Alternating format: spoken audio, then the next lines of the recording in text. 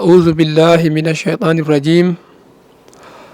بسم الله الرحمن الرحيم. الحمد لله رب العالمين. اللهم صل على سيدنا محمد وعلى آله وأصحابه والتابعين لهم بإحسان إلى يوم الدين. بندرابي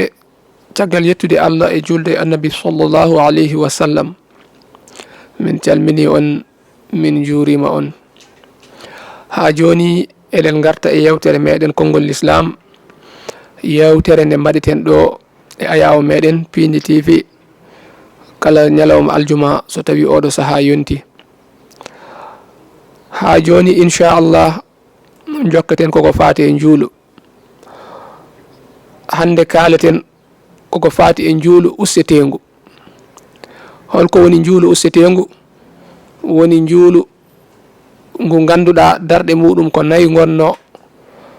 watta juulede darɗe ɗiɗi e sabu dañde sababu muɗum. ɗum noon sa nani ɗum ko wayno tisbar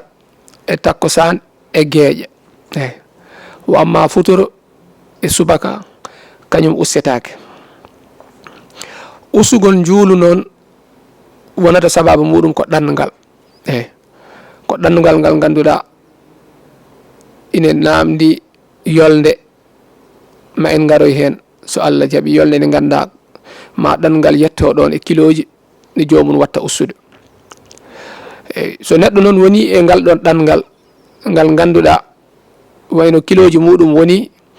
kiloji 96 kilométre, on hankadi sunninama e makko nde ussata. Hankadi ko sunna tengtuɗo e makko. nde ussata to wonno joolu tisbar ma walla takkosan ma walla geeƴa. ɗum noon sa nani ɗum ko so tawi o ɗannima e waktu muɗum cuɓaɗo o. nde wonno mi haalninoma e darsuji meɗen ɓennuɗi wonde kala waktu joolu ine jogui waktuji ɗiɗi. ine jogui ko wiyete waktu cuɓaɗo e ko wiyete waktu gantu yanke o. joni noon so tawi jomum ɗanni koye waktu cuɓaɗo o ma walla waktu gantu yanke o, walla ni so tawi o faye julde e waktu cuɓaɗo walla waktu gantu yanke o, ma walla to woni ɗo ni o arti wuuro makko kono waktu o ko dewaɗo ɗum, ko waktu ɓennuɗo.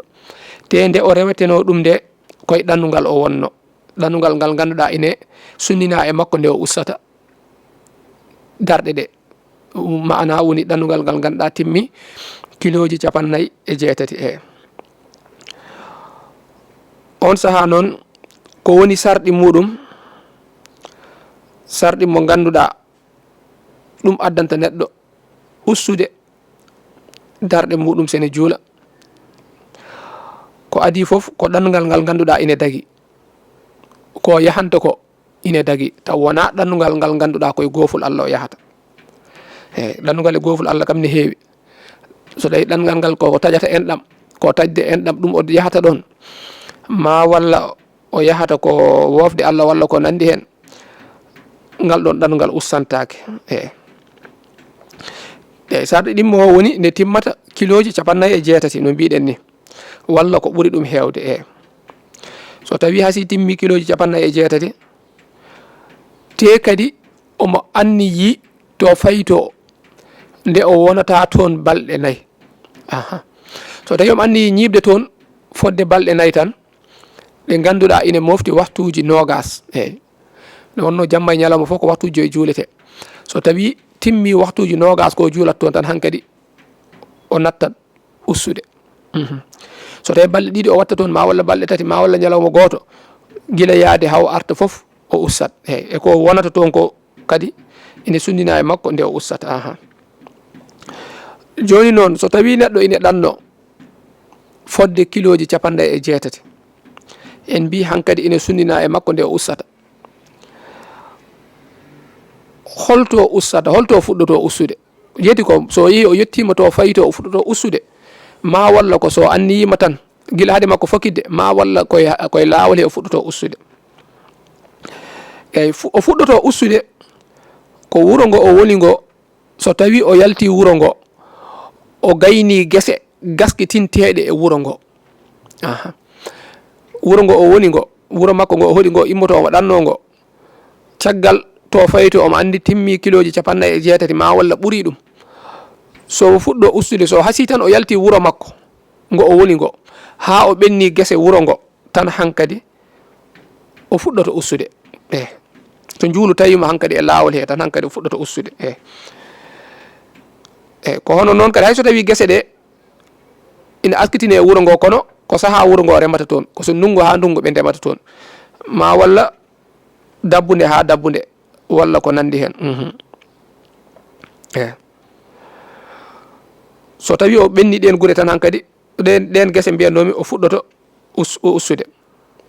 so tawi noon ko yimɓe hotɓe e ladde yimɓe laddiyankoɓe wona e wuro ɓe koɗi koye ladde ɓe koɗi toon ɓe gonde jawdi maɓɓe walla ko nandi hen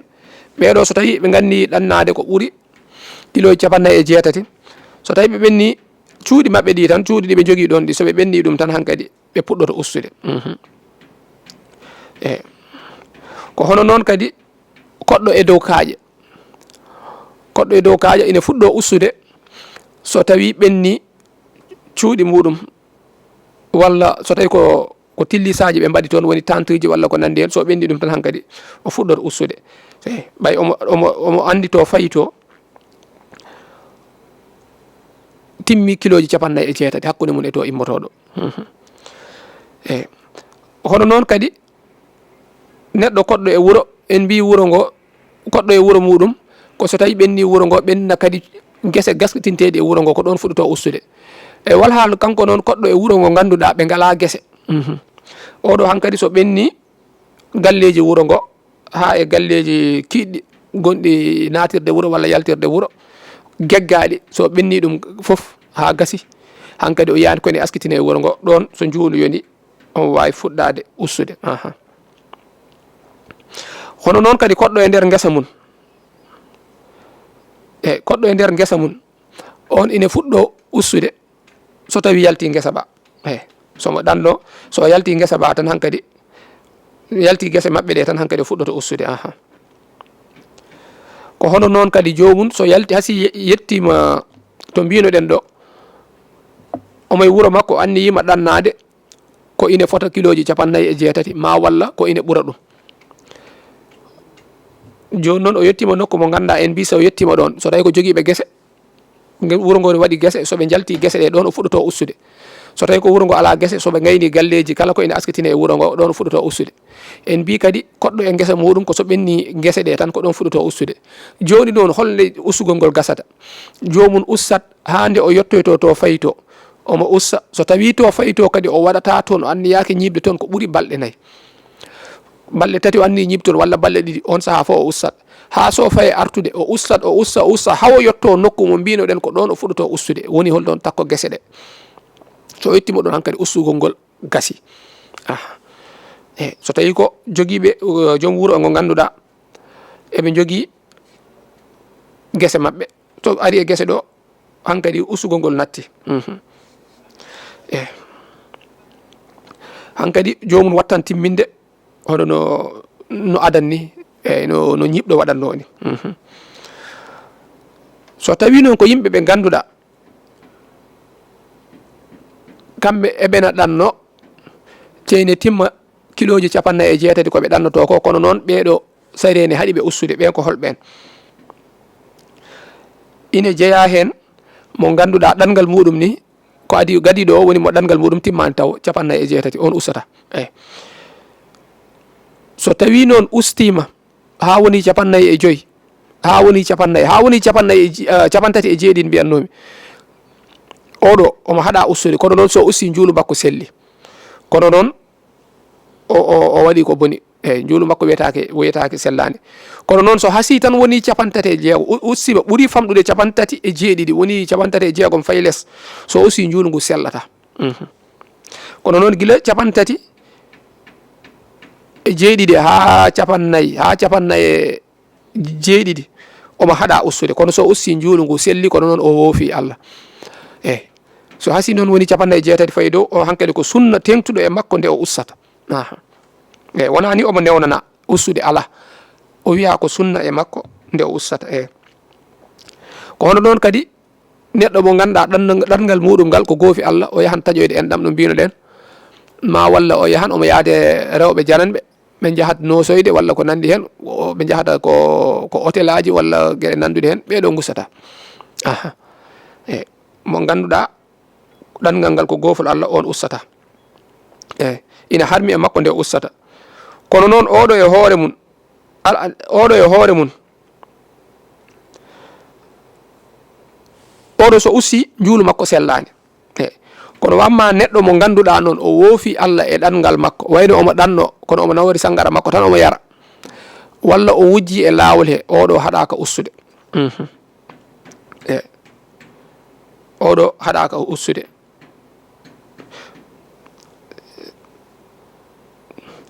ko hono noon kadi neɗɗo mo ganduɗa ɗanngal makko ngal wona goofi Allah kono noon ko fijirde wayno jahowo ne radda tan ko ganduɗa wona heege jaggimo wona omo hato jini hen ha ɓurti kono omo yaha tan omo wara kulle e bonnude aɗa ɗum sari ne haɗi ɗum ne daganimo raddude ne dagi kono noon so hato jiiɗani hen hankkadi o woni koye fijirde raddugo woni ɗannotoɗe e sababude fijirde walla ko nandi hen oɗo walla ɓe ɗanni ko fettoyde bal ɓe goni ko yaade eɓe pettoye bal fof ko fijirde ko joué kala ko wiyete joué ko fijirde firti ɓeɗo ɓe gustata ine añanaɓe nde ɓe gustata kono noon soɓe gusti ha hande so tawi ɗanngal ngal timmi 47 kilo so usti juulu makko selli kono noon o woofi kadi Allah omo haɗa ene oɗo ine aña oɗo haɗaka kaɗaɗo o woni so waɗi heeɓi bakkat kono noon mo ganduɗa ine aña nde ustate nde o waɗani bakkat koɗo o waɗi ko ganduɗa nawatamo koye wofde Allah kala ko wiya ine haɗa ine aña sa daari mataw a heɓani bakkat ɗon kono noon sa jokki ɗum ine addama bakkat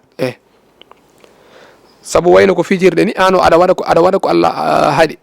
ha gasa ko newnana e ɗannotonoɗo aɗa yaha aɗa waɗa ɗum kadi ha joni ko raɓɓidde haqqille kono noon so tawi ɓe gussi ɓeɗo fettoyannoɓe bal koɓe hakkude toɓe gimmiɗo e toɓe payi to timmi kiloji 46 soɓe gussi juulu mabɓe selle kono noon ine aña ko hono noon kadi neɗɗo mo ustata woni on ɗannotonoɗo fodde kiloji 46 walla ko ɓuri ɗum ha gasi e nder hen woodi ko yejjidi o arti omo artana ɗum so tawi o arti ko e nokku mo ganduɗa ine mankina kiloji 46 hankkadi o ustata so wona noon hunde nde immoto e wuro ngo o anni ko wonta arto e wuro ngo o eggigo hono fulɓe eggoɓe yaade ɓe ne gegga yaade so tawi ko wuro makko ngo o hoɗi ngo o jooɗi omo yeyiɗanno fodde kiloji 46 woodi ko siftori omo artana ɗum so arti hankkadi oɗo o ustata hakkude to artiɗo e wuro ngo so hasi timmi hasi tan walla to yettiɗo to yetti o fuɗɗi siftorde komo yahana ko hakkude mun e wuro ngo timmani 46 kilo oɗo firti ko ɗanniɗo ko timmani 46 o ustata kono noon so tawi noon o yeehi fodde 46 ɗo hankkadi o ustat somo arta kadi hay so tawi wonko o yejjiti o annino ko waddi toon balɗe ɗiɗi kono noon wonko o yejjiti omo artana ɗum o walani toon ni o ustan kadi ha hande saabu ɗanngal ngal timmi 46 o usta haw yetto to guese mabɓe ɗo o natta ustude kono noon oɗo jaaɗo yolde nde ganduɗa heɓani timmude kiloji 46 e nder hen woodi ko siftori walla o haati somo arta o ustata hankkadi o hankkadi o dartoyan ustugol ngol so tawi noon komo ganduɗa o eggu wuro ngo tigui nde o yahata nde o anni ko wonta artu e wuro he te to fayi to hakkude mun e wuro ngo immi ngo woni kiloji 46 e nder hen woodi ko siftori on somo arta ha joni o ustat walla fulɓe eggoɓe hankkadi jomum ne egga kono noon woodi ko yejjide hade hebde kiloji 46 woodi ko siftori omo artani ɗum ha joni o ustat kono noon nde o arti nde to arti ɗo so tawi omo anniyi ñibde ɗon ko ɓuuri balɗe 4 hankkadi o nattan ustude kono so anniyaki ñibde ɗon ko ɓuuri balɗe 4 ha joni o ustat saabu o wonti koɗo e nokku he ko ganniɗo ko gaccuɗo nokku o annino immade nokku he o faya bange goɗɗo hoɗoye toon o eggu e nokku he ha gasi e nder hen haaju artirimo ɗon te o hasi o fokkide hade makko fokkide kam ha joni koye nokku he o woni o anni yaade koɗo yahan taw koɗo ɓay tan o yaltino wuuro ngo ha woni kiloji o arti hankkadi ko koɗo e wuuro he wona wuuro makko o sari e ñawatamo kono neɗɗo mo ganduɗa ko koɗo e nokku he ko hono noon kadi neɗɗo mo ganduɗa omo ɗannotono fodde kiloji sappo walla nogas omo ɗantono e raɓɓiɗinade ko timmani kiloji 46 mbiɗen o ustata e nder hen o yeehi ha ɓooyi o change lawol e nder ɗangal ngal o anniyi hankkadi yaade nokku mo ganduɗa ine timma kiloji 46 oɗo o ustata taw ko alda e sababu o ustata hankkadi so tawi noon o usti juulu makko selli ha joni so tawi noon en jogui sababu ko gandu heeɓimo walla ko sababu goɗɗo tengtuɗo heeɓimo hen hankkadi ɗum addanimo waylude lawol ngol hankkadi ha joni omo wawi ustude añaka ina sellanamo so tawi noon gantu ala o annino ko yaade tan timmani fodde ko omo usta o yaare on anni omo yaha omo timmina ha nder hen tan o wi wadde o heeɓi kiloji 40 o ɓeyden kiloji 6 o usta walla ko nandi hen oɗo ustata ko alda e sababu ustata so tawi noon ko sababu heeɓimo oɗo ine usta ha arta ko hono noon kadi neɗɗo jahowo omo yaha to fayito